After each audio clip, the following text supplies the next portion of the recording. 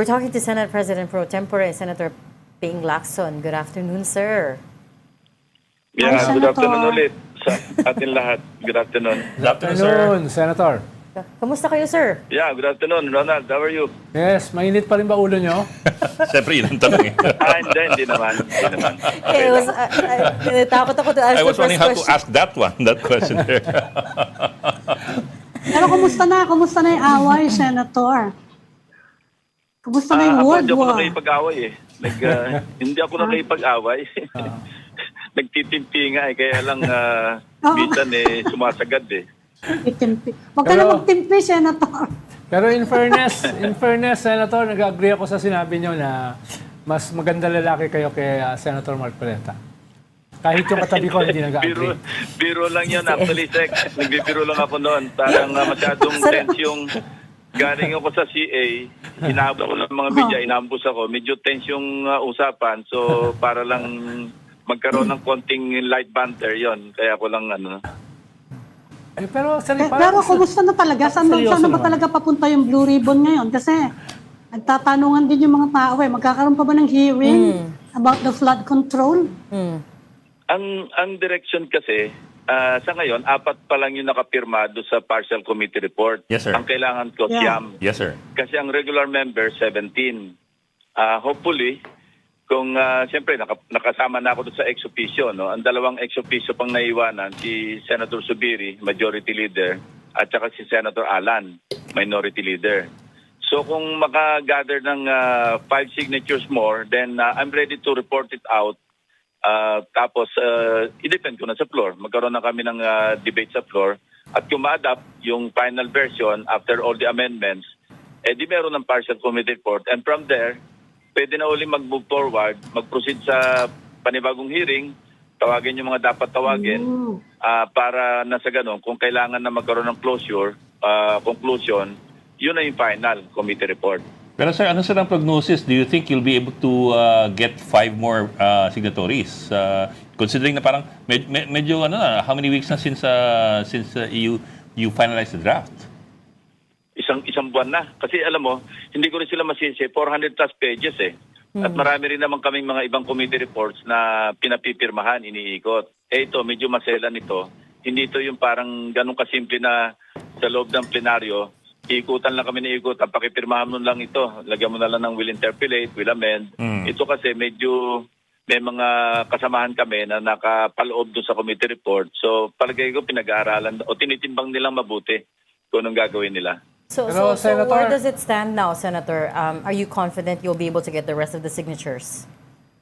Yes, I'm confident naman na I hope I'm not wrong pero I'm confident na yung 5 more pwede makuha kasi initially yung 3 na nag-withdraw kasama naman sila noong nag-meeting kami para magpalit ng language yung ibang nangalingwahe na acceptable man sa kanila. So I'm hoping na yung 3 pa, si Senator Subiri, Senator Gatchalian, Senator JV, makakapirma rin. And I hope makumpleto yung 5 more para maging majority na yung nakapirma. Pero Senator, kayo lang naman alam ko na talagang babasahin yung 400 pages pag merong ganyan eh. Most of the senators, Bigay sa staff. papasummarize lang sa staff nila yan eh. So if they really That is want to correct. sign, pwede nilang pirmahan yan nang hindi binabasa yung 400 pages. Yes, actually, ang practice naman, hindi naman kailangan basahin talaga word for word o basahin lahat yung pahina. Kasi pwede ka naman maglagay doon ng I will interpolate or I will amend. Ano? Bukas naman yun eh. Kaya hindi naman pag nagpirma ka doon, hindi naman final na yun na yung i-adapt sa floor. Kasi pag pinabasa mo sa staff, binigyan ka ng briefer, pwede mong gawin yon sa interpellation, sinupply ng staff mo, at tapos pati yung amendments. Pero sir, whatever the case is kasi, it's been, sabi nga niya, it's been a month. At 400 pages, even if you have 100 pages read by you or your staffer, I mean senator, pwede naman kahit 100 pahina kada linggo mababasa niya eh. So kahit pa paano medyo masyadong mahaba na yung 1 buwan para kanilang basahin. Yes, I agree. Kasi naintindihan ko rin na medyo nagbabalanse siguro yung iba. Kaya ang noon ngang unang nagpapalog kami. Ang tanungan ng iba, may nakapirma na ba? Papakiramdaman. Parang ganon. May mga pag-aalinlangan kung pipirma. Not necessarily because of the content nung report. Kung hindi, nagpapakiramdaman kung para rin yung boboto ko sa bagong Senate President. May Yeah, 13 yeah. na ba? Parang ganon. Pero Senator, Senator, ano pa yung contentious issue at this point? Kasi ang pagkakaintindi namin, inayos na yon nung binago niya yung wording, di ba?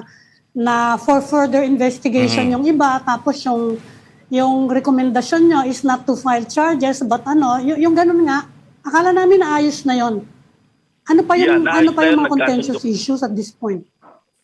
Wala ako nakikita na kasi yun nga yung inayos namin kasi ang yung filing of charges, baka raw ma-misinterpret na parang kami na yung Yan na nga. prosecutor na magpapile ng information. So, pinalitan lang namin ng recommended for preliminary investigation, which actually is already Yes. happening. Kasi nasa final stage na nga ng preliminary investigation yung iba eh. Tulad yan, di ba, nakapag-file na ng counter affidavit yung iba. Yung iba, naka-schedule na mag-file ng counter affidavit. So, halos mahigit kalagitnaan na ng preliminary investigation ng DOJ o ng Ombudsman, yung ibang nababanggit ko sa report. So, I just hope na ma-realize nila na parang fait accompli na nga itong para ministerial na nga itong mga recommendation dito eh. Senator, hindi kaya yan link sa dalawang bagay? Sinasabi kasi ng ilang mga commentators ay isang dahilan kung bakit medyo mabagal ay dahil yung ilang mga members ng majority ay medyo masama ang loob na ang iniimbestigahan ay kapwa nila mga senador.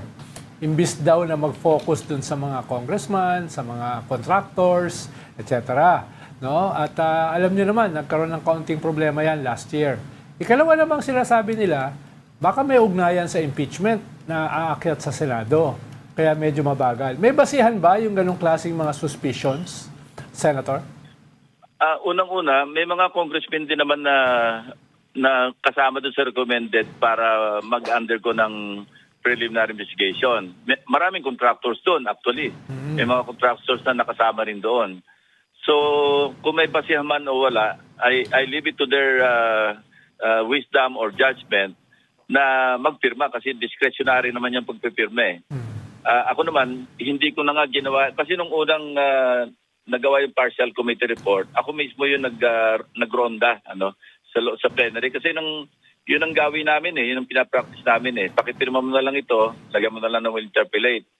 Yun nga, dahil siguro medyo nagkaroon ng konting sensitivity yung iba, binawi yung kanilang pirma, nag-withdraw. Tapos kung kailangan daw mag-meeting muna kami. So nag-meeting kami, actually yung meeting namin, executive session, inibata pa namin yung ombudsman, yung DOJ, pati nga AMLAC eh. Inibita namin doon para maliwanagan nila kung ano talaga yung mga complexities. At doon naman, may mga nag-attending, hindi naman lahat ng members nandun. Nandun sina Senator Gatchalian, Senator Tulfo, Senator Mig Zubiri, SP nandun. So medyo naliwanagan yon. Nagkasundo kami doon sa language to be used or to be substituted. So since then, that was kasi yung unang nung pina-route namin yan, February 11 eh. So may isang buwan na nga eh. But what do you think, sir, what would it take to get those needed 5 signatures to put pen to paper? What else would be needed? Alam mo, dahil sa nangyari nga noong unang partial committee report, medyo ayoko lumapit sa kanila personal, isa-isa. So maybe on Monday, I will discuss this with the Senate President and the Majority Leader. Baka pwedeng sila na lang yung kumausap sa ibang kasama namin, at least sa majority, na kung pwedeng para matapos na yung o ma-report out na, kung pwedeng pirmahan na lang. Sir, we watched your long privilege speech on Tuesday, and to be honest, we were all a little bit surprised at your how do I say tone, I guess, kasi galit na galit po kayo. And I was wondering what got you to this point that you feel you had to use a privileged speech to respond to a colleague. We've never seen you that aggravated before, I have to say. Boiling point. Almost Baka siguro nasa mga 98 or 99%. Or degrees. Umabot doon. Kasi matagal na yan na kung hindi man sa kanyang programa, hindi ko naman pinapanood yung program niya, pero pinipeedback sa akin ng mga staff ko ano yung siya sabi. Tapos nag-privilege speech last week, nasa launch nga ako noon. Ayoko na nga patulan, pero umulit ng Monday, nasa office naman ako noon, na monitor ko. Yon. So, tinext ko agad si Senate President, bukas ko na lang sasagutin, ayoko nang makadagdag pa sa abala sa trabaho dyan. Kasi marami kami tinatapos ng mga bills So, yun. Kaya natuloy na nga nung Tuesday. Ang tanong ko, Senator, anong feeling o impression ng iba mong kapwa senador? Dahil very classic gaslighting yung ginagawa ni Senator Marcoleta, if I may say so.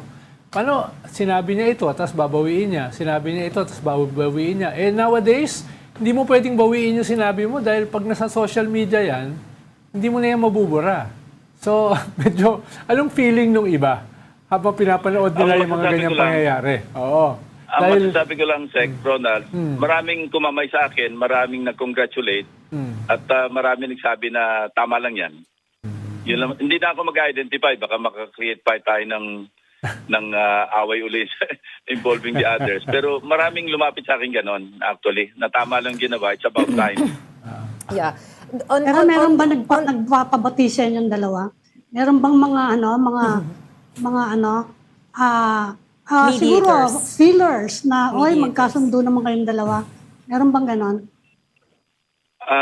Except na kinausap ako ni Senate President, even before yung privilege speech ni Senator Marcoleta nung Monday at saka yung sagot ko nung Tuesday, pumunta pala sa office niya, I think that was Monday last week, na sabi nga sa kanya, bakit naman ganon, marami siyang ganon. So, sabi ko, alam mo, SP, hindi naman ako nakipag-away sa kanya, kaya lang, siya yung talaga nang-aaway. So, ewan ko kung naiparating ni SP yun. Serious Monday last week yun Pero apparently, hindi naman talaga tumalab sa kanya whatever the Senate President did, Dahil bumanat ka siya ng Lunes Hindi ko nga na-expect yung Lunes kasi ang ina-expect ko, nag-usap ulit sila na SP para iparating yung sinabi ko na ayoko makipag-away. So either kung nakausap siya, hindi tumalab sa kanya, or hindi siya nakausap, kaya bumanata naman nung Lunes. So on that Monday privilege speech naman ni Senator Marcoleta, one of his main points is that there has been undue delay in the release of the Blue Ribbon Committee report kasi 7 months na daw yung nagko-conduct ng flood control hearings, and to this day we still don't have a report. You don't think that's fair? No, he lied. Kasi alam mo, PDF yung pinadala ko program document, yung di ba, program document format, PDF. Hindi ko talaga, sinadya ko talagang bawat opisina padala ng digital copy o kaya yung kanilang may watermark. Kasi nangyari nga yung unang niroute namin, nag-leak. So ang usapan namin, sige, bigyan ng kanya-kanya, may watermark para identify natin kagad, ma-pinpoint kung saang opisina nag-leak yan, kung sakali mag-leak. So isang yan. At the same time, 400 pages, hindi naman pwedeng isa-isang ilalako mo yung isang kopya lamang sa bawat opisina ng mga miyembro. Lalo matagal yon. So sabi ko, i-simultaneous natin para simultaneously mabasa nila para mas mabilis. At bigyan lang tayo ng signal, kung nabasa ng lahat, ready magpirma, dadali natin yung kopya na may signature page sa kanilang mga opisina, servicean na lang natin. So, he was lying when he said na ang delay, ayaw niya magpirma kasi wala akong pirma, walang pirma yung chairman. Pero during interpellation, iba naman yung rason niya. Yun ang sinasabi ni Sec. Ronald na gaslighting. Kasi nung interpellation na, sabi ko, pipirmahan niyo ba? Sabi niya, ayoko pumirma ng partial, gusto ko yung kumpleto. Partial nga ito hindi pa nga tapos yung ating committee hearings, hindi pa nakukonclude. Paano kung gagawa ng kumpletong report? So doon mo makikita talaga na palusot-lusot, yung hindi niya ma-confront, hindi niya masabi yung totoo. Dahil di ba nung Monday ang sinasabi niya, kaya hindi siya nagpirma dahil nga walang pirma yung chairman, ako sinisisi. Pagkatapos nung tinaliwanag ko sa privilege speech na sinadya kong walang pirma doon sa ano kasi hindi ko pipirmahan yon. Iba naman yung kanyang kinakatwiran. Hindi raw siya pipirma sa partial lamang at ang gusto niyang pirmahan yung kumpleto. Alam niya namang imposible yung kumpleto kasi hindi pa tapos yung, hindi pa na-conclude yung hearings. Ano tawag natin doon, di ba? Outright lying. So sir, can you confirm that his office did receive a copy of the partial report? And number two, Of because course. because of the watermark, did you ever find out sino po yung nag-leak ng copy na yun? May receipt copy. Tapos panay nga ang follow-up ng staff ko sa staff niya na sinasabi, hindi pa nga rin napipirmahan. Kaya definite, pinakita ko rin sa aking privilege speech yung receipt copy nung kanilang kopya. Yeah. Kaya hindi pwedeng i-deny na wala siyang kopya. At saka inamin naman niya, hindi raw siya pipirme. Kasi alam mo, pinapangalandakan niya yung kanyang minority report, which Yes. is, kabastusan yung minority report. Kasi sa rules namin, kailangan munang nandyan yung majority, tapos within 72 hours, doon ka pwede mag-input kung ano yung mga pag-dissent mo. Hindi siya nagbabasa ng rules kasi. Ano ba yung meron sa minority report na gusto niya specifically na isama doon sa yung report ninyo? Kung dapat hindi minority report, dapat nag-submit siya sa committee, ito yung opinion ng minority. Para ma-incorporate ko yon, so kaya tumawag sila ng meeting, magmi-meeting kami as the Blue Ribbon, majority, minority. Ito yung mga input namin, baka pwede incorporate yan. Pag-uusapan namin yon.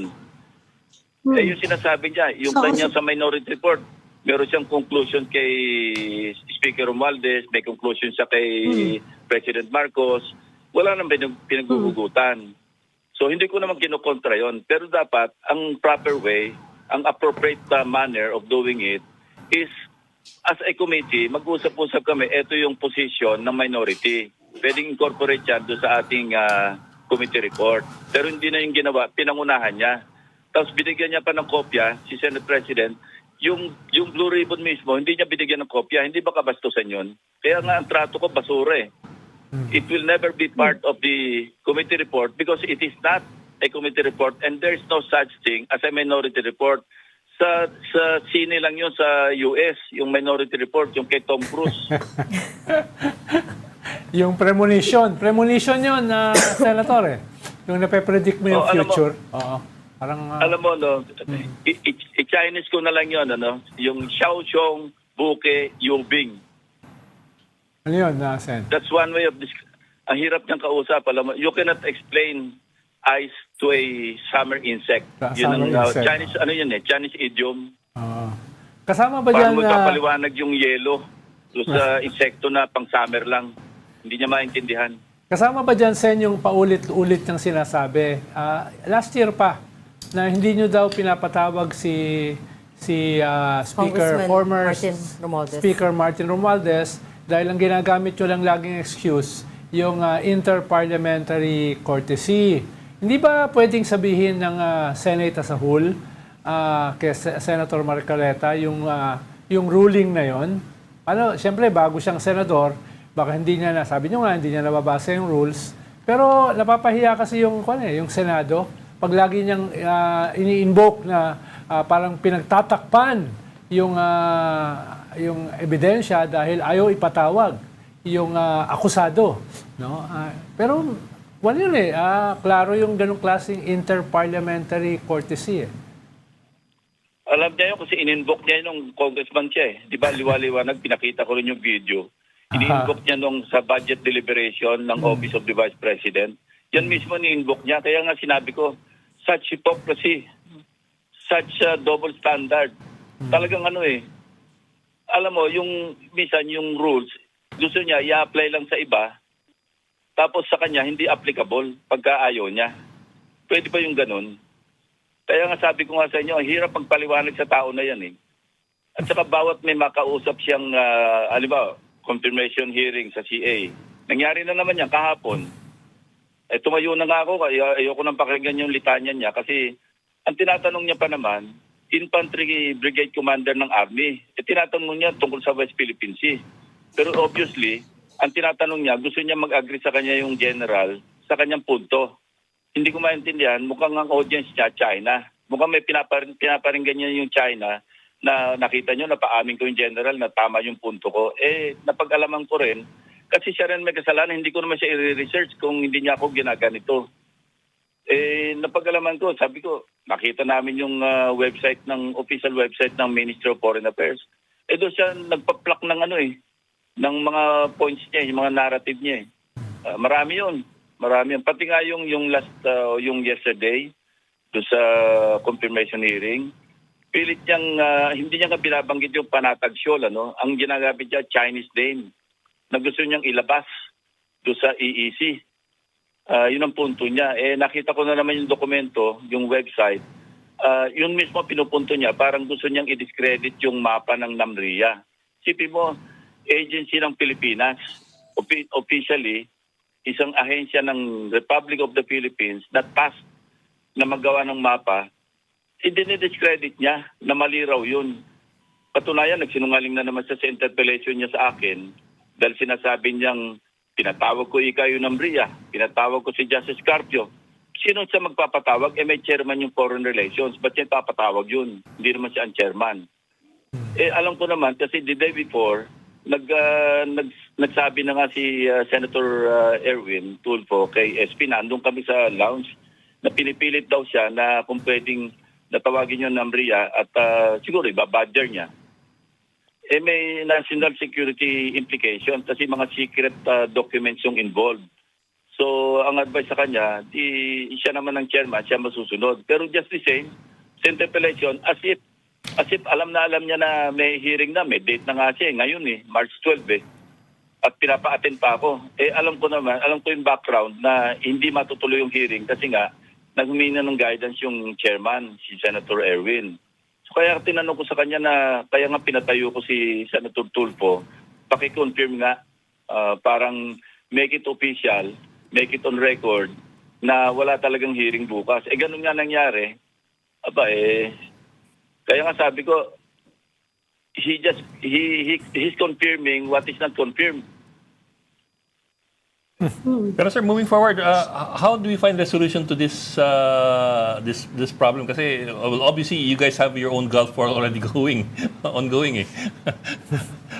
Moving forward, sir, how do you foresee this moving forward? Yes, sir. Just don't mind him. Trabaho lang, Kung nanggugulo, di sagutin. Pero itong trabaho, huwag na lang siya i-mind. Hayaan na lang siya manggulo kung hanggang kailan niya gusto manggulo. Pero we'll just focus on what we're doing. Senator, yung NBI nagva-validate daw ng statement ng 18, mostly former soldiers, no? Paano ko pang ma-validate nila na medyo merong katotohanan dun sa ibang mga statement? Are you planning to call them to the Blue Ribbon kung sakasakali? Yes, as a matter of fact, nag-invite na nga ako kay Attorney Baligod kasi magkakilala naman kami during the Napolis, yung Napolis issue kasi siya yung kay Ben Hurluy Kaya nagkaroon kami ng pag-uusap noon. So, I was hoping na ilalapit siya sa Blue Ribbon Committee yan Ang invitation ko, ayusin lang yung affidavits, at least yung believable, yung malapit, within the realm of possibilities. Huwag naman yung 805 billion. Masyadong exaggerated. Ngayon, kung maayos yung affidavit, i-adjust nila yung mga nakasaad doon na may katotohanan, may bahid ng katotohanan, why not? Di mag-hearing tayo. Yun ang gusto ni Senator Marcoleta, ipatawag yung 18. Kita naman natin yung motibo Kasi pati yung spokesman, yung isang nagsasalita on behalf of the ex-soldiers, sa taong bayan na nananawagan, hindi naman sila nananawagan sa ombudsman, hindi naman nananawagan sa DOJ, hindi nananawagan sa Blue Ribbon o kung saan man. Ang pinapanawagan, taong bayan Ano ibig sabihin nun? Kung ako mag-a-assess nun, mag-a-analyze, destabilization. Bakit taong bayan yung pananawagan mo? So hihintayin mo yung validation results ng NBI? Yes, kung kailangan magpatawag para makatulong kami, para makabuo ng kung ano yung papasok sa preliminary investigation, why not? Willing ako.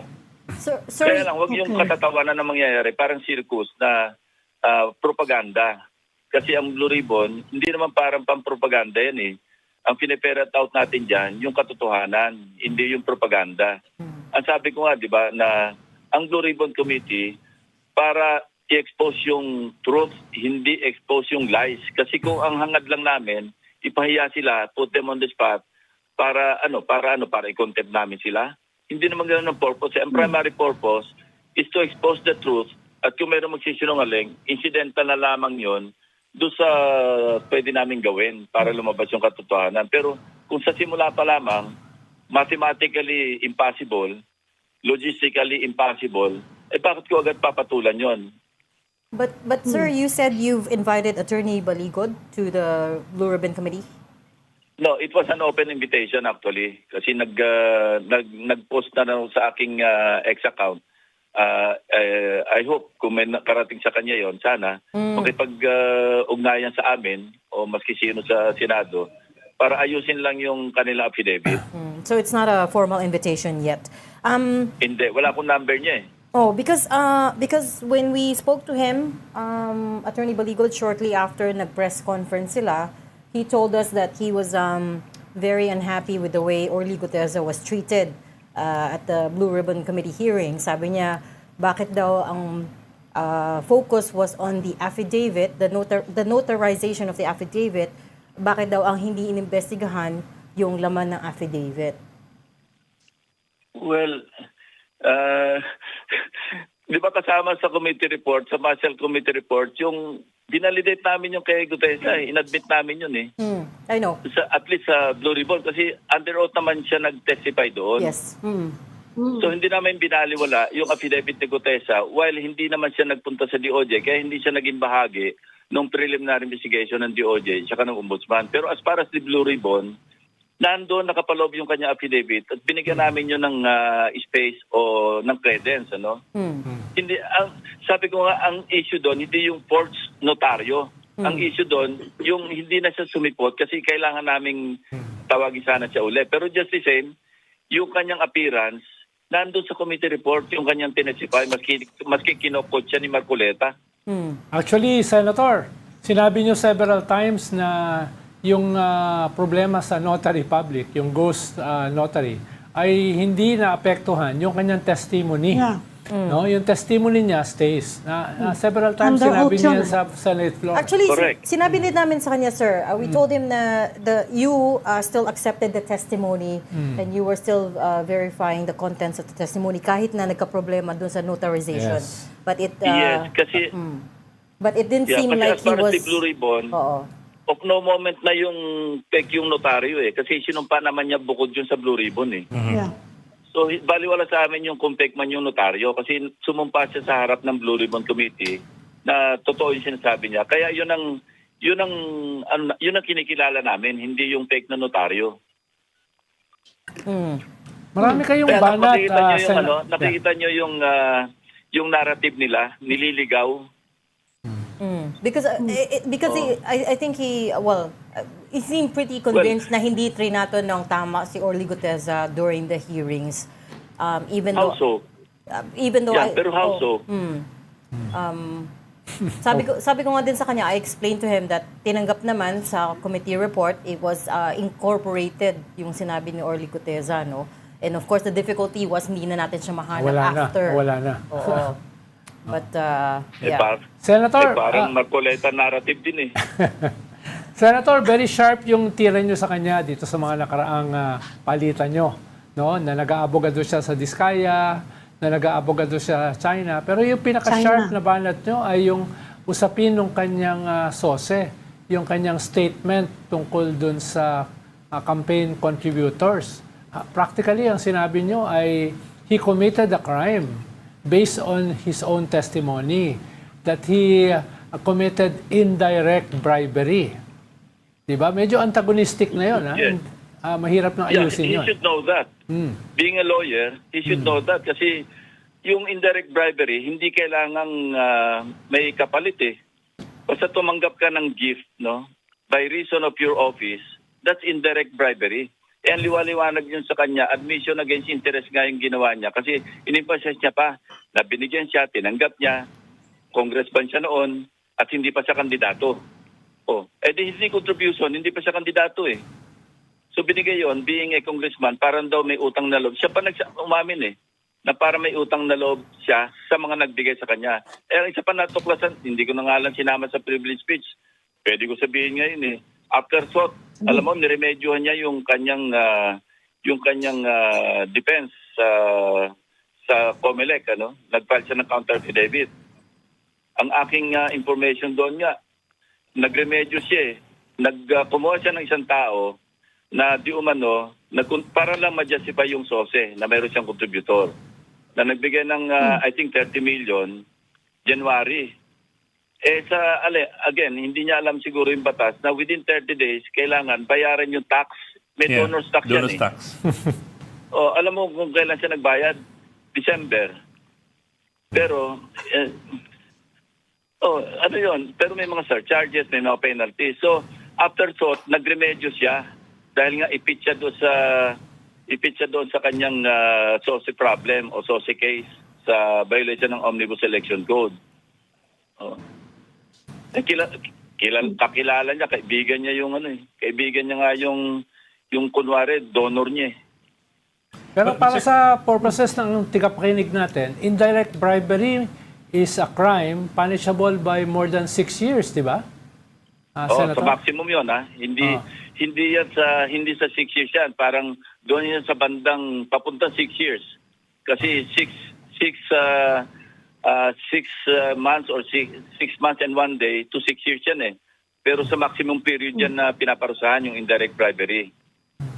Kaya may tulog talaga siya doon eh kasi isa nakakaintindi eh. Ano pa ba yung element na kailangan mo doon para i-prove mo yun? Pero so si COMELEC Chairman Garcia given his reason, I think only today if not last night, because his reason for the delay daw dun sa decision ng COMELEC dun sa kaso ni Marcoleta, I'm not sure if you read it. I just found it a bit confusing. I don't know, I don't know if you've seen it and if you agree with it. It's complicated daw. It's become complicated legally. Iba yung information ko eh. Ang information ko, may pressure sa mga commissioners eh, na wag pumirma sa resolution. Coming from Sir... The plot Not from the thickens. Pressure government. from... Not from the government. Not from the national government. Parang From any Pressure group? from, Any group in particular? special interest group. Yung information ko. sounds like Ito trouble lang tayo. Pressure, wait, so sir, ang gulo kasi ng katabi. Pressure from a non-government entity to not sign the resolution. Is that correct? Yun ang information ko can you make a guess? na galing sa loob. Galing sa loob ng COMELEC? Galing sa loob ng COMELEC. Okay. Hindi. Alam mo, maliit lang yung mundo Pressure eh. sa Kaya, COMELEC. Yes, kaya nga eh. yun ang alam kong reason. Kasi the reason he gave was a bit convoluted and a bit difficult to isang to ombudsman daw parse eh. through. Well, that could also be the case, kasi kung merong ni-refer na kaso, kasi alam mo, halo-halo ito eh. May SOSE case, Omnibus Yes. Election Code. May And mind sell you, in. yung COMELEC has prosecutorial power. Hindi ito yung as if parang NBI o Yeah. PNP yung COMELEC na nag-imbestiga, na dadaan pa sa DOJ o dadaan pa sa piskal para i-file yung kaso. COMELEC itself can file directly sa korte na parang filing of information kung ano yung kanilang findings. Kaya diretso yan sa korte eh. Pagka na-file yung, halimbawa, nabuo yung resolution, pwede sila mag-draft ng pinaka-parang information nila na na-establish sila yung probable cause. Diretso na sa korte yan eh. So may Basta pressure ngayon Omnibus sa Election COMELEC. Code, COMELEC talagang magpo-prosecute eh. Yeah.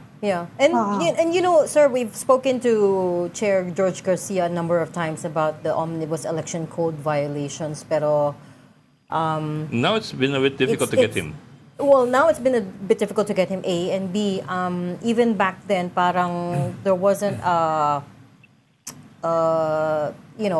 big urgency around this issue na that they can see this through. Kasi remember when President Marcos revealed the top contractors on flood control in the Philippines, dikit-dikit na yun dun sa sa campaign contributions issue, right? And then nakusap Correct. namin Yung case ni Lubiano. for example, o sa case ni Lawrence Lubiano ng Center Waste Construction. Pero yun nga, we didn't get the sense na parang there was a big urgency on the COMELEC's part to investigate and prosecute, to be honest. Yeah, I agree.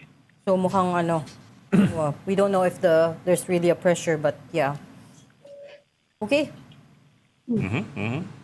I will have to I will clarify. Information ko yan doon sa loob. Hindi ko sinasabing validated yan. Na ang information, merong pressure. Yes, sir. Yes, sir. Yes. We understand. Pero kung galing sa inyo, Senator, medyo may konting weight. Pero sir, pahabol na rin. Just in case meron kayo nababalitaan na narinig, kasi we've also been hearing that of the 18 former soldiers who came out in a press conference the other week, meron na raw ilan who, from what we've heard, but this is unconfirmed, who have indicated out their desire to change their narrative. But yeah, this is still not confirmed from our end. I don't know if you've heard anything in this regard. Wala akong information, Ed. Ilan ba yung dumalo ngayon sa NBI? Baka doon. 16. So, ibig sabihin, merong dalawa. 16. May dalawa na hindi dumalo. Yeah, may dalawang hindi dumalo. Baka busy lang. Okay, we'll leave that there. Thank you so much for talking to us today, Senate President Pro Tempore, Senator Ping Lacson. Salamat, sir. Thank you, sir. Salamat, Sen. Thank you very Thank much. you, Thank you, Senator. Regina.